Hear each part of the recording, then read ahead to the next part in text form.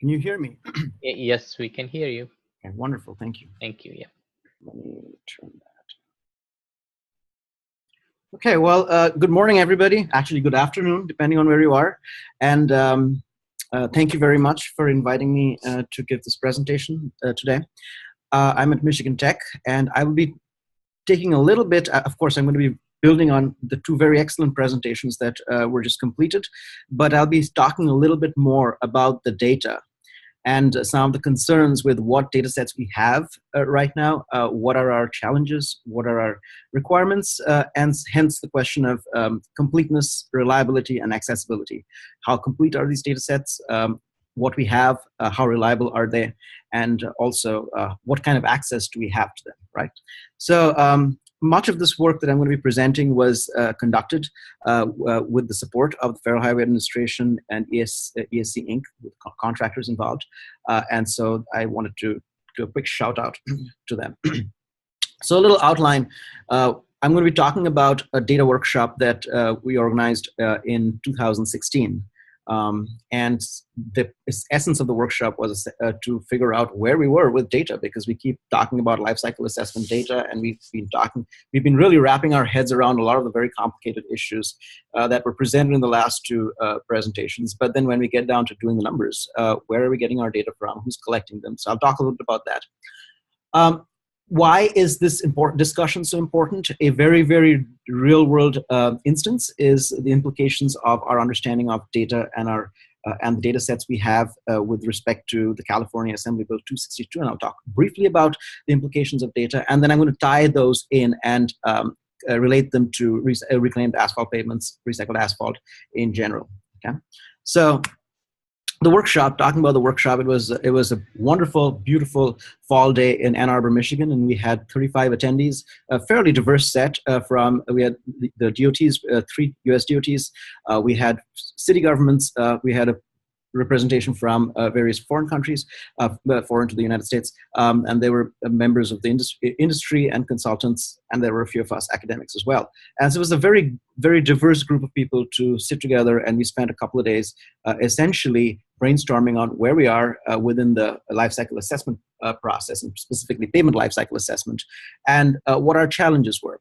And at the Federal Highways TWIG group, Technical Working Group, this is a product that came actually was produced within one of the technical working group meetings, very, very fluidly. It's a great example of collaborative teamwork. Is this the idea of this pyramid of how we make progress through our knowledge, or how we have made progress in our knowledge of pavement lifecycle assessment. And so right at the bottom, you see the lifecycle assessment framework environment, which is the foundation of this work, and has led to the 2 documents that the Federal Highways TWIG has produced. And then moving on, now that we have a definition of the system boundaries, the allocation requirements, and even an understanding of some of the preliminary studies that have been done within this particular pavement lifecycle assessment framework, now we're moving further up this pyramid towards understanding the data definition and the decision-making context in which these lifecycle assessment frameworks can be used. So who is making the decisions? Who will be using these LCA outcomes? And what metrics are going to be used? We talked about global warming potential, we talked about different kinds of emissions. Well, which one is going to be used and be most relevant for a given decision-making context? And then, of course, and that took us to the next level, which is like, what data and who provides it? What data do we use to develop these metrics, to support these decisions? Who is going to be providing this data? And then, as we move further up, who is going to own these data sets, and how are these data sets going to be organized? So really much of my conversation about data is going to be focusing on these 3 levels within this pyramid, right? And of course, the next step is moving on. Once we've resolved these issues around data, the next step would be to move on to talking about assessment tools, understanding how to develop different kinds of softwares, and finally turning that into specifications and policy. So this is a nice way of organizing how we see the movement from the very fundamentals to a development of frameworks which are specific to pavements, and then moving on from that to implementing it to a point where it can directly affect specification and policy. So the workshop summary, we identified various challenges and some gaps. there are significant, the highlight is there were significant data gaps in lifecycle inventories for upstream impacts. And so now, based on what we've heard so far with the last two presentations, we recognize Elisa kept talking about lifecycle flows. And in order to characterize these lifecycle flows, we have to have lifecycle inventories, which involve data sets of what is flowing from which product stream to which downstream product stream, and understanding how those supply chains are connected. And so that is what I mean by the lifecycle inventories for these upstream impacts. And so at the project level, there are the material flows. So if you're thinking about a highway construction project, you can think of all the inputs that are coming into your project, whether it be aggregates, additives, polymers, fibers, lime, the transportation, the mode of transportation that's that's delivering the materials to site, the asphalt binder, which, as was brought up, is a co-product of a fairly complicated petroleum refining process. So understanding what the data sets are that define these flows is very important, and we refer to these as our upstream lifecycle inventories. And right now there are significant gaps in this.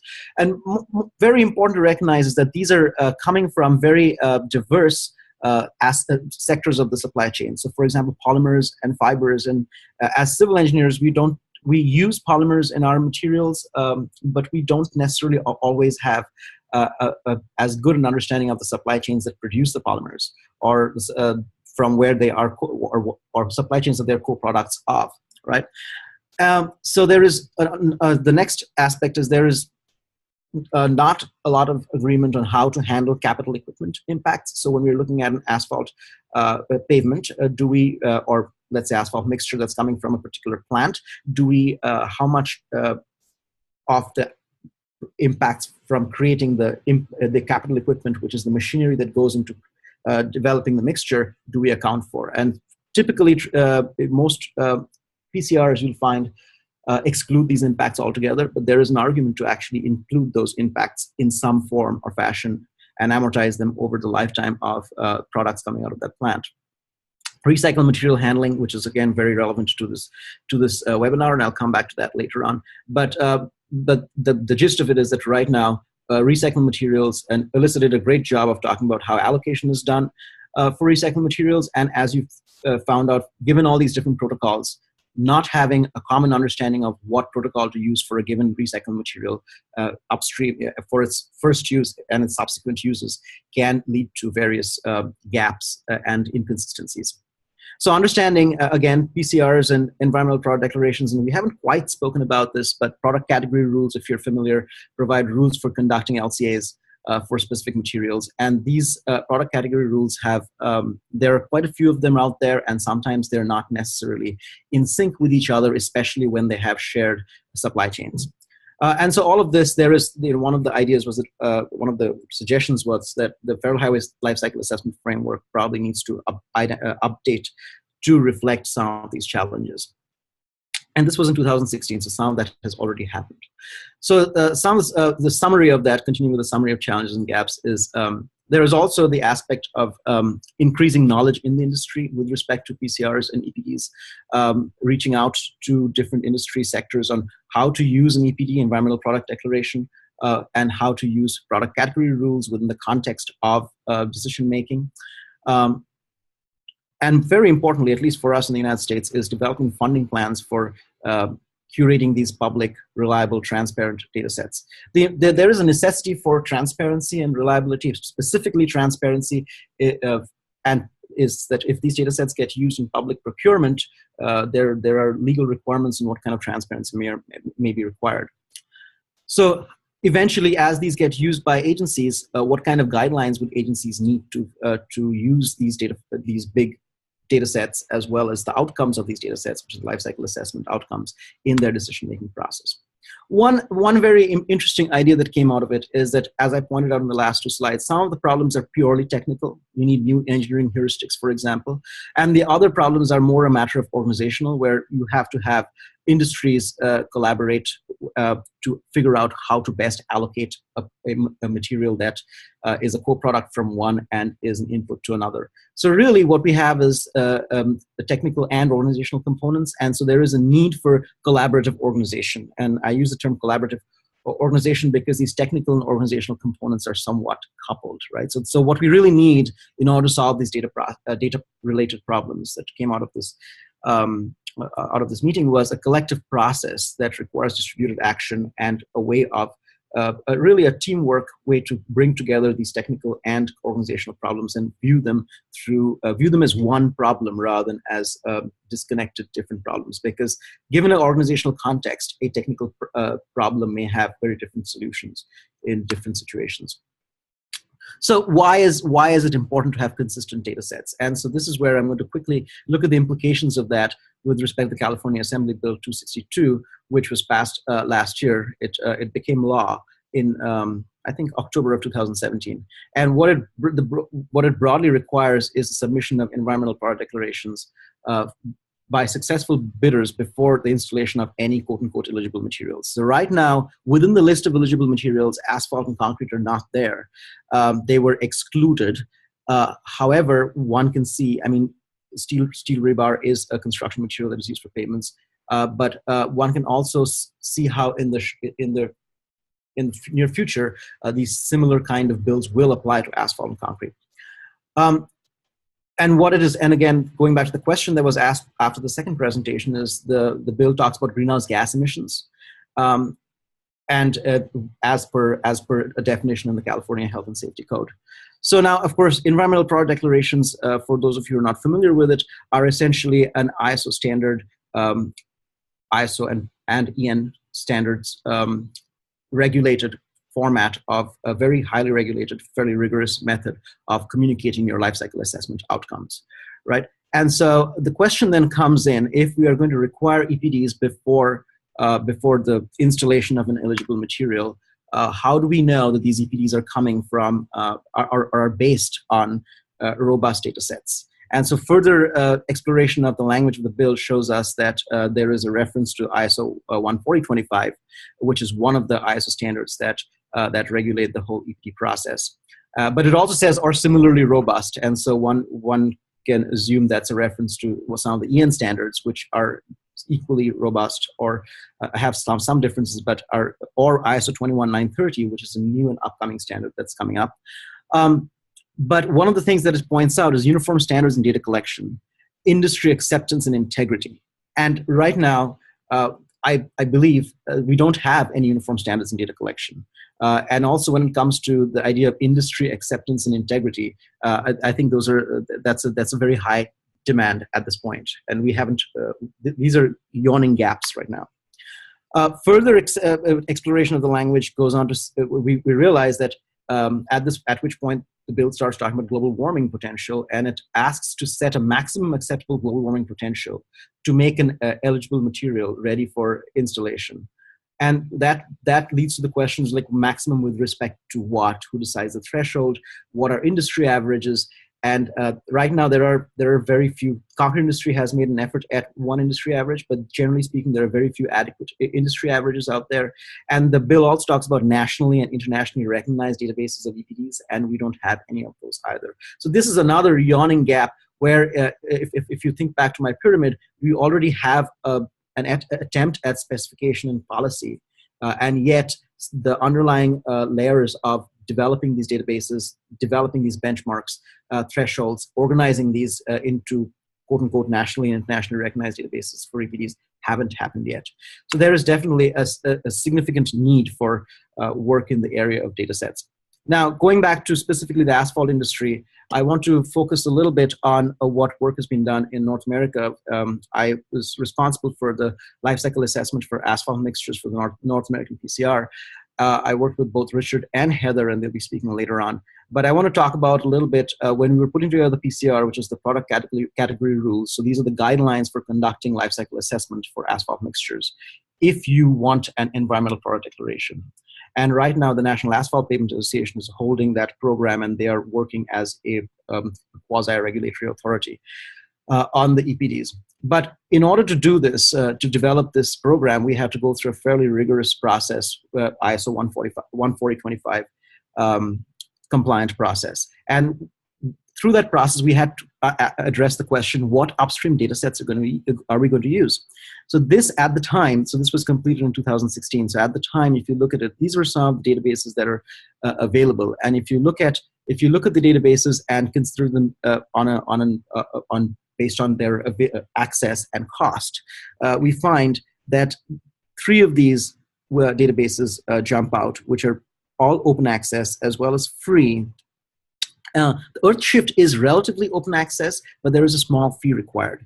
The other ones are open access. EcoInvent is open access, but there is a fee required, but they tend to have more European focused data sets. The NREL data set is the GREET data set as well as the eGrid are US based data sets, and that was a decision we made to move with to use something that was open access.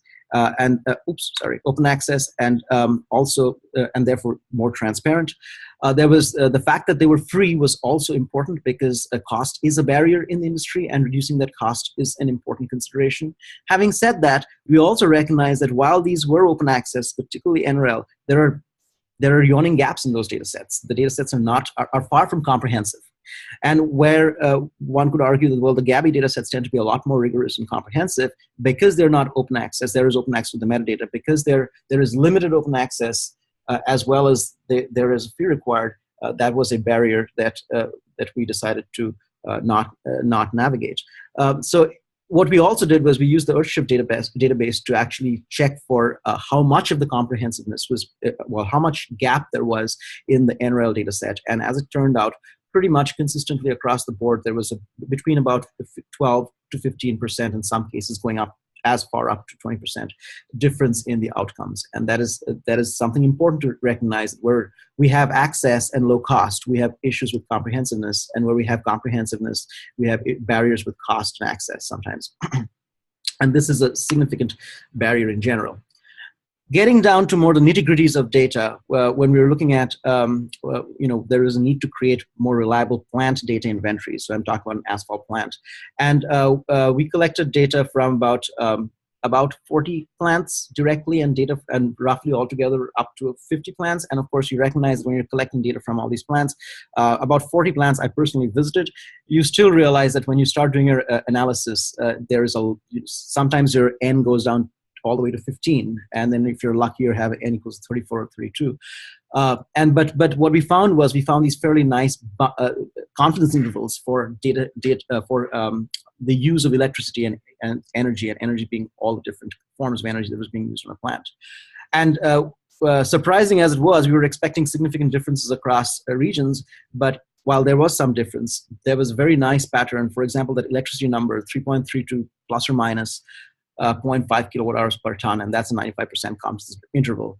And so it was quite interesting to see that these trends exist, which further means that when we think about characterizing uncertainty, creating these stronger data inventories can go a long way in having good benchmarks with uncertainty built into them, right? Pertaining to RAP allocation protocol, there was a good discussion on allocation protocol this morning. We used the cutoff allocation protocol. So we only accounted for the energy that was used to generate and process RAP before it came into the asphalt plant. Upstream impacts were not included. For upstream to that, impacts upstream to that were not included in the system boundary for RAP. Distance traveled, again, this varied widely across the different plants we surveyed, but generally speaking, the rule of thumb was used, which was a 50-mile radius. Now, this varies significantly, and I'll talk shortly about how that can create a difference in the outcomes.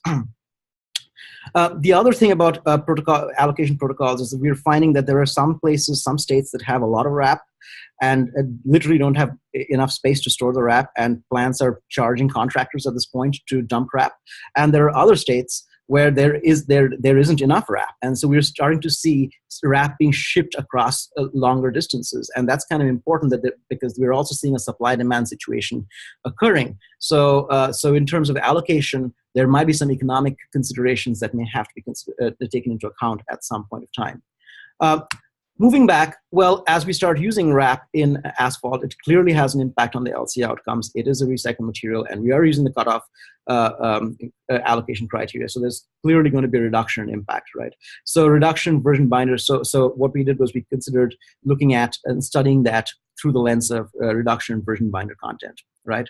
And so you can reduce virgin up to 50%, either by introduction of RAP or by a combination of RAP and RAS, and RAS being asphalt shingles, recycled asphalt shingles. So then we created this idea of looking at two kinds of asphalt mix families: a 5% virgin mix, which basically as a virgin asphalt mix, it has a 5% binder, and one that is 8% binder. And then we say, well, what happens as we start reducing the asphalt, increasing the asphalt binder replacement with a combination of RAP and RAS? And then similarly, what happens to the global warming potential when we conduct the LCA based on that data that we collected? And what we're finding is that we find these nice relationships. Is that you find, depending on where you start.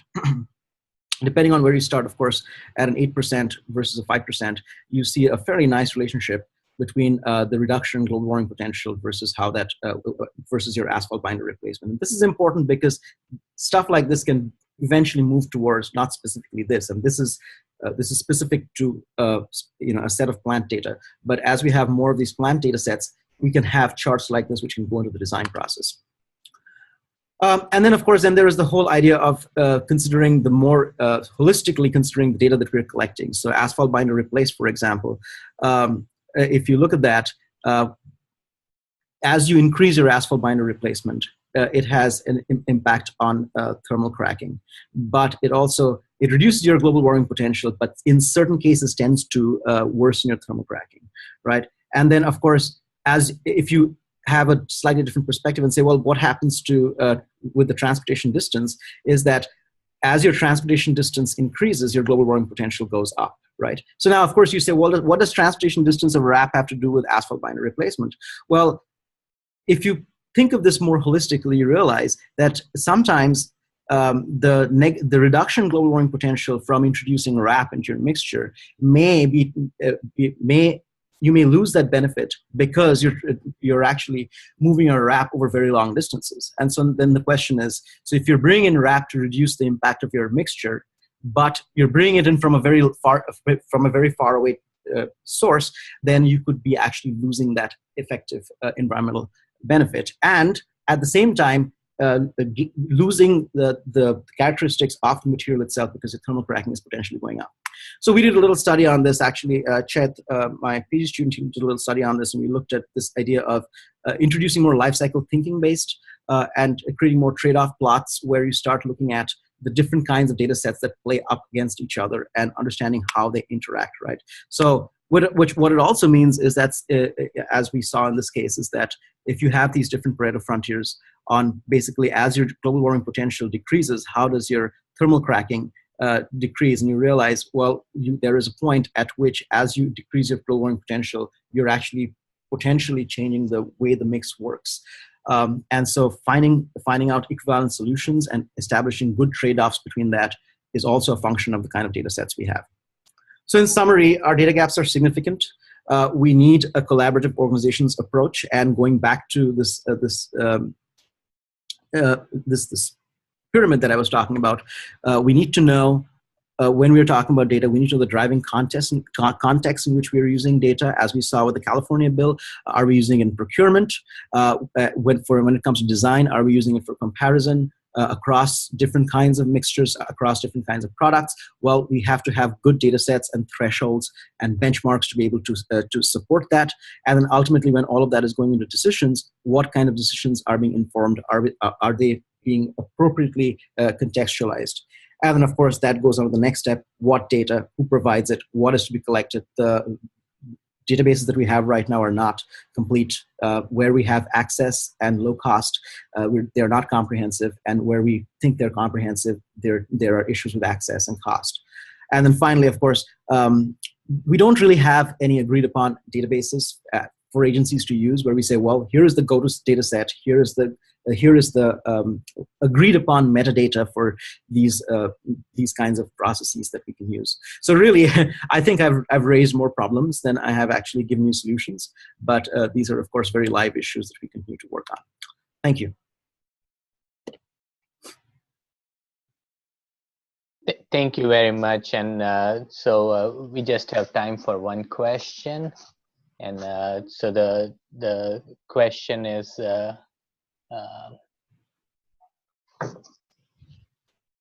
okay, I think Yaning wants to ask questions, so he can just directly ask over audio. So go ahead, Yaning.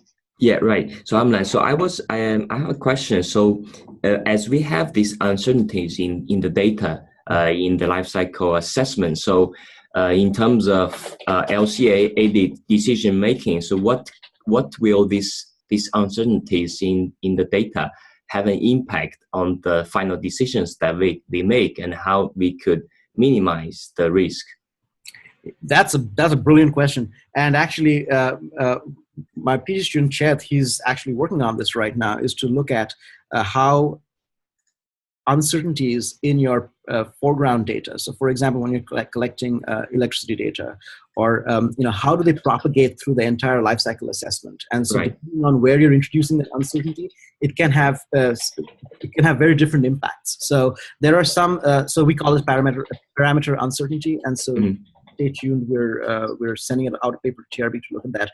But it is and there have been some efforts out of Jeremy Gregory's group at MIT, and they've been using Monte Carlo simulations on the final outcomes of these different metrics, and that is one way of characterizing uncertainty. And we're using the parameter uncertainty. But yes, it's an important question, because at the end of the day, you could end up having a difference between two outcomes. If you're comparing two products, the difference in the outcomes may essentially be statistically insignificant. They may look large, they could be 20%, 30%, whatever, but that percentage difference, because of the initial uncertainties, can effectively be statistically insignificant. And so we're working on that, and there is some other work out there, but stay tuned. Right, thank you. Thank you. Thank you very much, and we'll go ahead with the next presentation. So Dr. Mona Senhaji is going to make the presentation, and Amlan, if you could just stop the screen share, then okay, go ahead, Mona, whenever you are ready.